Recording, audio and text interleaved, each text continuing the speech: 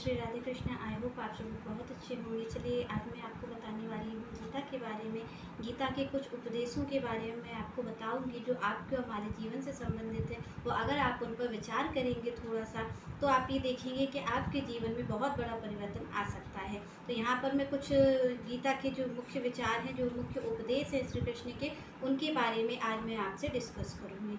तो यहाँ पर गीता की सबसे पहली बात क्या है कि गीता का पहला उपदेश यही है कि जो इस पृथ्वी पर आया है उसका जन्म भी निश्चित है। जो जिसने जन्म यहाँ पर लिया है, वो जिसने जन्म लिया है उसकी मृत्यु भी निश्चित है। चाहे वो पशु पक्षी हो, चाहे वो कोई भी हो, अगर जो इस धरती पर आया है, जो इस पृथ्वी पर आया है, उसका जन्म भी आप जानते हैं। जिसका जन्म होता है उसका मरण भी होगा, और जिसने इस धरती पर जन्म लिया है उसकी मृत्यु निश्चित है। तो इस बात को कभी हमें भूलना नहीं चाहिए कि अगर आज हमने जन्म लिया है, जो परिवार, जो लोग आज हमारे साथ हैं, वो एक दिन हमसे अलग भी हो जाएंगे। तो जिसने जन्म लिया है, भगवान यहाँ कह रहे कि जो इस धरती पर जन्म लेता है उसकी मृत्यु निश्चित है। तो यहाँ पर कभी हमें भी अपनी मृत्यु को नहीं भूलना चाहिए कि आज हमने जन्म लिया है तो हमारी भी मृत्यु एक ना एक दिन आएगी।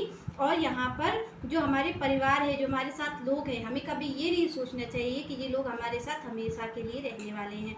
जिसका जन्म हुआ है उसकी मृत्यु होगी। तो ये जो परिवार है आज आपके साथ है, कल ये निश्चित आपको छोड़ के जाएगा या आप इनको छोड़ करके जाएंगे। तो गीता पहली बात यही कहती है कि आप इस चीज़ को हमेशा अपने जीवन में याद रखें कि आप इस दुनिया में कुछ टाइम के लिए आए हैं, हमेशा के लिए आपका जीवन नहीं है। इसलिए अपने कर्मों पर ध्यान दें और कभी भी कोई गलत आचरण ना करें जिससे कि आपका कर्म खराब हो और फिर आपको अपने गलत कर्म का फल आपको चुकाना पड़े। इसके बाद दूसरी बात गीता क्या कहती, दूसरी बात कहती है कि कर्म करो और फल की इच्छा मत करो। तो यहाँ पर कर्म करो और फल की इच्छा मत करो, तो भगवान ये नहीं कह रहे कि आप कर्म मत करो। यहाँ पर भगवान कह रहे हैं कि कर्म करो, फल की इच्छा मत करो। क्योंकि देखो, फल की इच्छा करने से क्या होता है कि जो हमारे कर्म में रुचि होती है वो रुचि आपकी नहीं रहती, आप फल में ही लग जाते हैं। जो क्या होता है, फल की इच्छा आपको कहीं ना कहीं आपके मार्ग से विचलित कर देती है। जो आपका फल आना होता है, आप अगर कर्म अच्छा कर रहे हैं तो भगवान यहाँ कहते हैं कि आप अगर कर्म निष्ठा पूर्वक कर रहे हैं तो निश्चित फल भी अच्छा आएगा। पर आप तो कर्म न करके फल पे ही विचार कर रहे हैं बार बार, तो निश्चित सी बात है आपका फल कभी भी अच्छा नहीं आ सकता। तो यहाँ पर भगवान कह रहे हैं कि फल की चिंता क्यों नहीं करनी। इसलिए नहीं, आप ये मत सोचा करिए कि गीता ये कह रही कि आप कर्म करो पर आपको फल नहीं मिलेगा। ऐसी बात गीता नहीं कह रही। गीता ये कह रही कि आप कर्म में पूरी अपनी शक्ति लगा दो जिससे कि फल आप जो चाहते हो वो आपको प्राप्त हो सके। क्योंकि अगर आप फल में अपनी इच्छा शक्ति को लगा रहे हो तो आपको फल कभी भी पूरी तरीके प्राप्त नहीं हो पाएगा, क्योंकि आपने जो एनर्जी थी उसको थोड़ा सा फल में बांट दिया, थोड़ा सा कार्य किया। तो भगवान यहाँ कह रहे हैं कि आपको पूरा अपने कार्य पर कॉन्सेंट्रेट करना चाहिए, ना कि फल की इच्छा को करना चाहिए। यहाँ पर तीसरी बात गीता कह रही है कि मन को नियंत्रण करना है, मन को नियंत्रित रखें। कभी भी मन का ऐसे जो मन होता है, आप देखते हैं पूरा कार्य जो करता है वो मन करता है। आप अच्छा काम करते हैं तो भी आपका मन करता है तो करते हो, नहीं मन करता है तो आप नहीं करते। तो मन की यहाँ पर बहुत विशेष है आपके शरीर में भूमिका। तो मन पर हमेशा ध्यान दें। भगवान कह रहे मन को नियंत्रित करना चाहिए।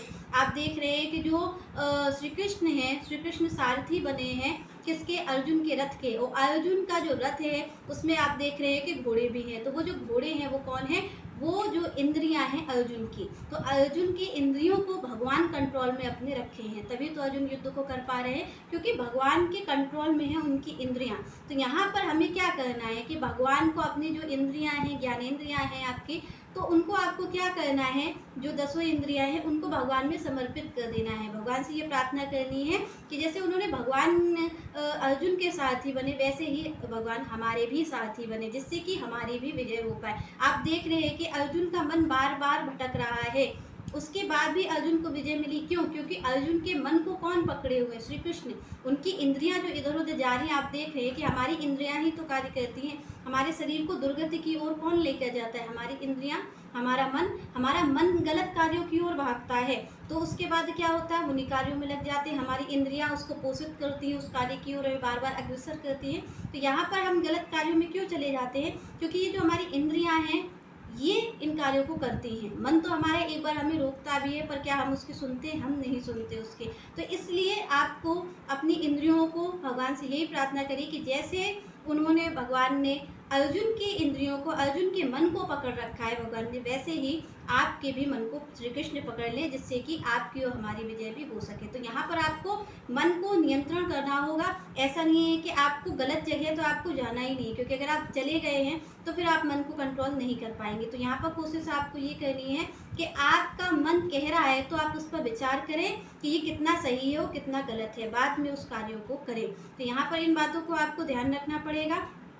दूसरी बात यहाँ पर ये है, आपकी चौथी बात यहाँ पर ये है कि चौथा उपदेश गीता ये कह रही है कि हमेशा शरीर मरता है, आत्मा कभी नहीं मरती, क्योंकि आत्मा जो है वो अविनाशी है, आत्मा कभी नहीं मरती। आपने देखा होगा लोग मर जाते हैं तो लोगों की क्या कहा जाता है कि ये मर गए हैं और इनकी आत्मा चली गई। आत्मा की शांति के लिए आप देखते हैं पूजा होती। अगर आत्मा मर गई होती तो आत्मा के लिए कोई कार्य नहीं हो रहा होता। तो जो शरीर आत्मा क्या होती है, आत्मा तो हमेशा अमर है। आप देख रहे भगवान कह रहे हैं यहाँ पर कि यहाँ पर आत्मा जो है वो मरती नहीं है, केवल शरीर मरता है, शरीर को छोड़ करके जाती है। तो आत्मा, जैसे हम और आप वस्त्र नए नए पहनते रहते हैं, वैसे ही हमारी आत्मा का जो वस्त्र है वो शरीर है, तो वो इस शरीर से निकल करके दूसरे शरीर में प्रवेश कर जाती है। पर आत्मा कभी भी मरती नहीं है। मरता कौन है? शरीर मरता है, क्योंकि आत्मा अविनाशी है, आत्मा आपकी नित्य है, सनातन है, पुरातन है। तो आत्मा कभी भी आपकी मरती नहीं है। आत्मा हमेशा आपकी अमर है, वो कभी मर ही नहीं सकती, ना उसे कोई मार सकता है। तो मरता कौन है? मरता केवल शरीर है।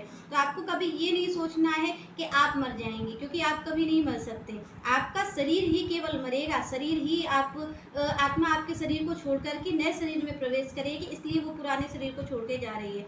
आप देखते हैं जब हम एक कपड़े से बोर हो जाते हैं, हम कपड़ों को पहनते हैं, तो हम क्या करते हैं? हम तो नए नए रोज कपड़ों को पहनते हैं। ऐसे ही आत्मा है। आत्मा देखिए, आप सबसे पहले बाल्यावस्था होती है, फिर आप बड़े हो जाते हैं आपकी, और उसके बाद वृद्धावस्था भी आ जाती है, आप जवान होते हैं, फिर बूढ़े हो जाते हैं। तो ये जो अवस्थाएं हैं वो चेंज होती रहती हैं। तो इसके ही अनुसार आपकी मृत्यु भी निश्चित होती है। एक क्षण निश्चित होता है जिसमें भगवान आपको मृत्यु करते हैं। तो यहाँ पर जो व्यक्ति आया है, पहली बात आपको पता ही है कि गीता कह रही है कि जो व्यक्ति आया है उसकी मृत्यु निश्चित है। पर मृत्यु किसकी निश्चित है? शरीर की, क्योंकि शरीर ही तो आ रहा है, आत्मा तो हमेशा से थी, आत्मा तो अमर है। पर यहाँ पर मृत्यु किसकी हो रही है? मृत्यु हो रही है शरीर की, क्योंकि आत्मा हमारी कभी भी मरती नहीं है।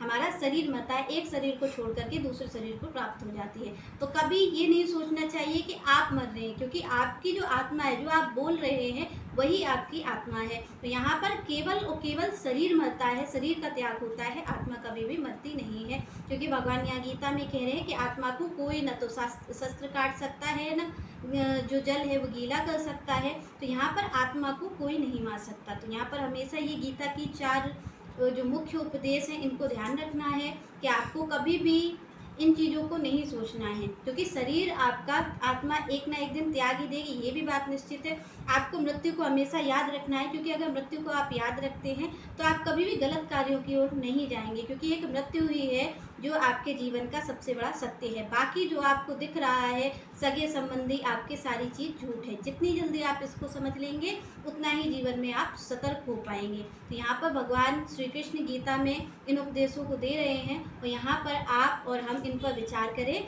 जिससे कि जैसे अर्जुन की विजय हुई, अर्जुन श्री कृष्ण की शरण ले रहे हैं, वैसे ही हमें भी कृष्ण की शरण लेनी चाहिए, जिससे हम सबकी भी मुक्ति हो सके और हम भी अपने जिस उद्देश्य से इस दुनिया में आए हैं उस उद्देश्य को हम पूरा कर सकें। तो यहाँ पर आपने श्री कृष्ण के उपदेशों को जान लिया। नेक्स्ट चर्चा आप नेक्स्ट वीडियो में करेंगे। तब तक के लिए जय श्री राधे, जय श्री कृष्ण।